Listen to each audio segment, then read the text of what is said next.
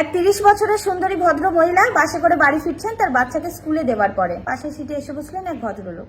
প্রায় দিন সেই মহিলাকে দেখেন একই সময়, তাই আজ জিজ্ঞাসা করেই ফেললেন, ম্যাডাম আপনি কোন অফিসে কাজ করেন? আপনি ওয়ার্কিং নাকি হাউস ওয়াইফ? ম্যাডাম বললেন, হ্যাঁ অবশ্যই আমি ওয়ার্কিং, 24/7 কাজ করি। ভদ্রলোক উৎসাহের সাথে জিজ্ঞাসা করলেন, সেটা আবার কোন অফিস?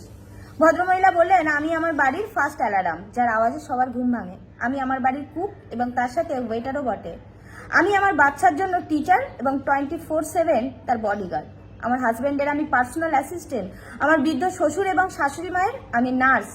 আমার বাড়িতে আসা আত্মীয় এবং অতিথিদের আমি রিসেপশনিস্ট। কোনো অনুষ্ঠান বাড়িতে সেজে যাওয়া মডেল আমি।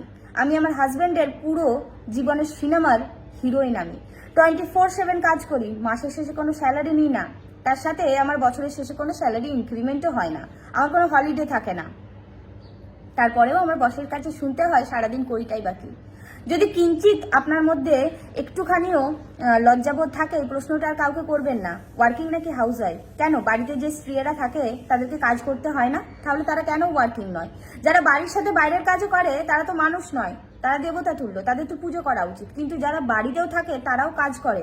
বাইরের কাজের থেকে বাড়ির কাজটা আরো অনেক বেশি কঠিন, কারণ সেখানে একটা নয় অনেকগুলো ডিউটি থাকে। তাই ওয়ার্কিং ওমেন এবং হাউস ওয়াইফ এই দুটোকে আলাদা করবেন না। দয়া করে হাউস ওয়াইফদেরকেও ওয়ার্কিং বলবেন।